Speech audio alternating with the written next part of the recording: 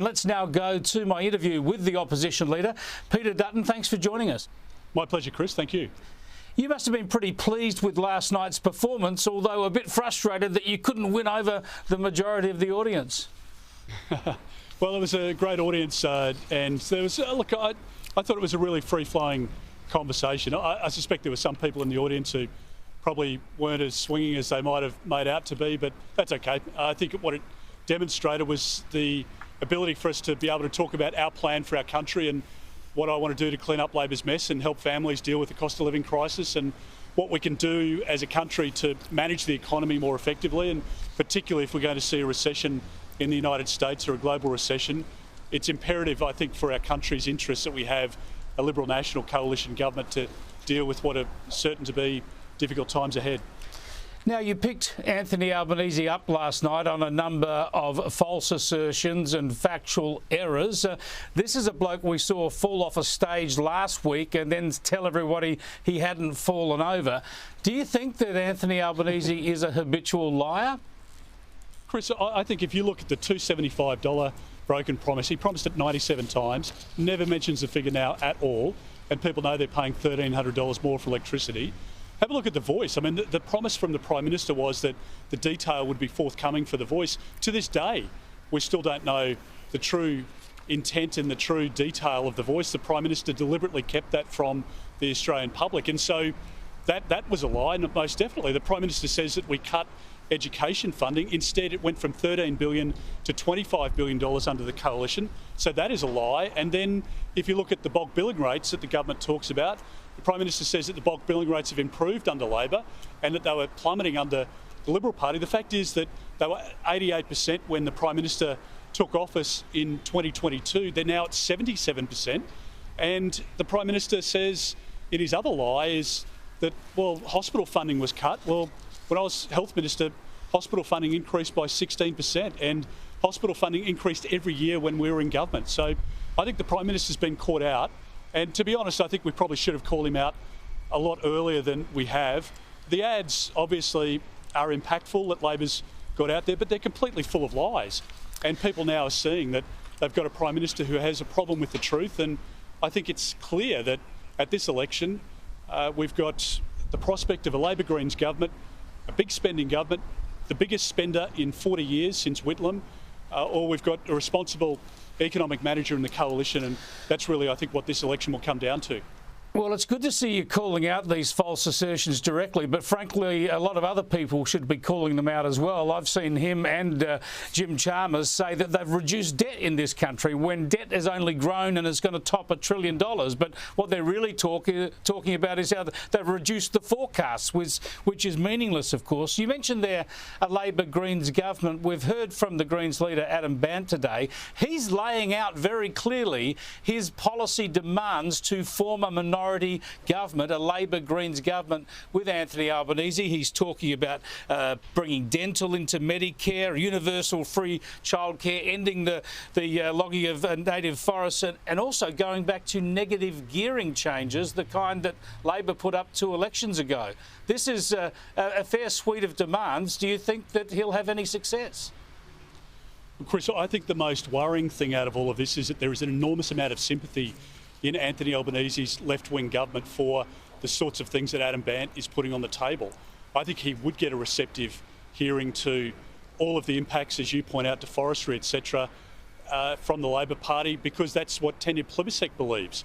And Anthony Albanese is the most left-leaning Prime Minister or leader of the Labor Party since Gough Whitlam, and he has a natural sympathy for these arguments as well. And what we also know is that Anthony Albanese has introduced an unrealised capital gains tax for people who make a capital gain in their superannuation even before the asset is sold.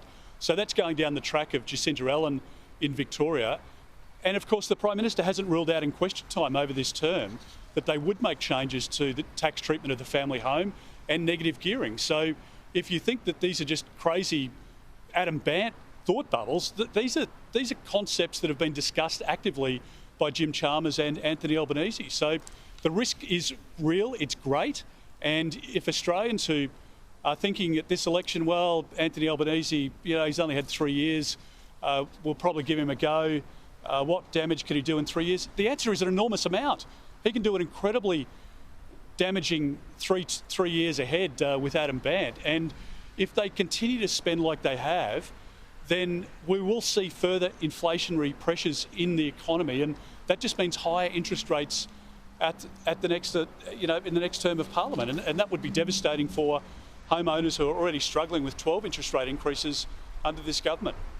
Anthony Albanese says he wouldn't deal with the Greens after an election if there's a hung parliament, though. But Adam Bandt is saying that's nonsense. He's saying he will have to deal with me, and here's what I want. They're blood brothers. Anthony Albanese and Adam Bandt are joined at the hip. Only their mothers can tell them apart. So I just think this is a huge problem. That you can't pretend that. And again, this is a lie by the Prime Minister. The Prime Minister will jump into bed with the Greens after the election if it means that that's what he has to do to get into government. And the Labor Party in Tasmania went into a coalition. Julia Gillard went into a coalition. Anthony Albanese is about, this much difference between his philosophy and his ideology and that of Adam Bandt. He masks it well, but I promise you, in a second term, he'd be bolshy and very keen to do whatever he could to get the support of the Greens. Now, you've fleshed out more details on your gas policy today, getting more gas into the domestic market. That will lower prices and flow through to lower electricity prices.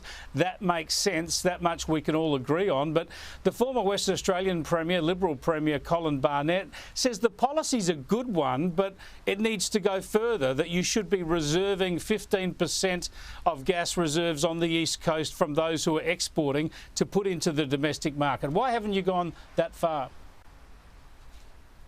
Well, Chris, we've done two things. One is that we want to increase supply because Labor has done everything they can to stop new gas projects from proceeding.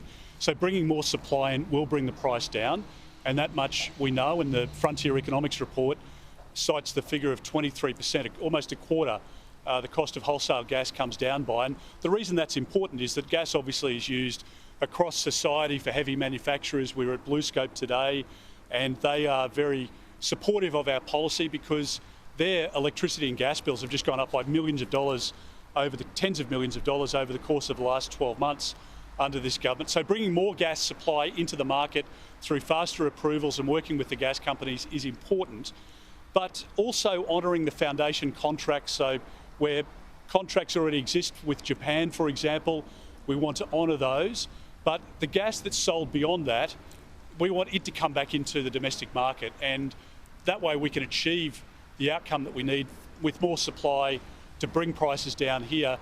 And look, Chris, the beauty of this policy is that it, like the cut that we've announced to the fuel excise, to the fuel tax, it has an economy-wide benefit. It's not just when you or your partner fill the car up or your kids fill their car up that your household is benefiting. This helps tradies, it helps pensioners, it helps delivery truck drivers, it helps the farmer, and that brings price pressure down across the economy. And if we do this in relation to gas as well, it's not just your electricity bill go down at home, because gas is such a big part of generating electricity and creating electricity. It's also going to be the case that we can bring down the cost of steel, as BlueScope said today, and we can bring down the cost of bricks. We were at Brickwork the other day, and that they have a big part to play in the economy. Every manufacturer, the manufacture of fertiliser for farms has an enormous amount of energy required through that process. So I think there is an option to bring down costs across the economy, to increase gas supply and to increase the number of gas fields, and I think we achieve pretty much what we need to out of our policy. Queensland's announced now that they're going to go for some more gas generation and extend the life of their coal-fired power generators. That's going to be good for secure supplies and good for prices. But doesn't it also demonstrate that net zero by 2050 is dead, that it just can't be achieved on current policies by Labor or the coalition? Well, Chris, I think what it demonstrates is that you've got a state government in Queensland now that actually has an eye on cost. The Labor Party just doesn't care what the end cost of electricity is, and that's why it's gone up by 32% under this government, and that's why gas has gone up by 34% as well. And one thing you know about the Prime Minister's offering at this election is that he's looking the Australian public in the eye, and he's not saying to them this time that you'll get a $275 cut. He's promising them that electricity and gas will be higher under him in the next term. So David Crisafulli, I think, has done the right thing here. He has the capacity to lower the cost of electricity and gas in Queensland to create a competitive advantage for businesses there. And other state governments have extended the life of coal, and that's an essential, or the lights go out. So I think there is part of the emotion being replaced with reality now.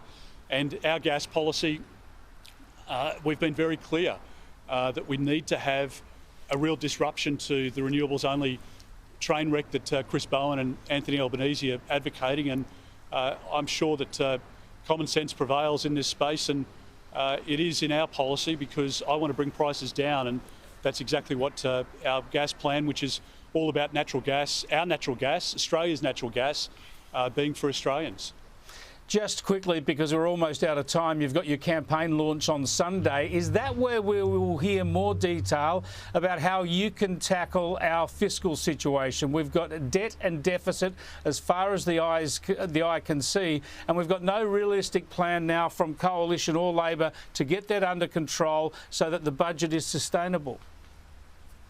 Chris, I think, and you've been central to government as well, so you know the space well, and you're an expert commentator in relation to these matters. But coalition governments always manage the economy more effectively. Many of us come from a business background. We've created businesses, we've employed people.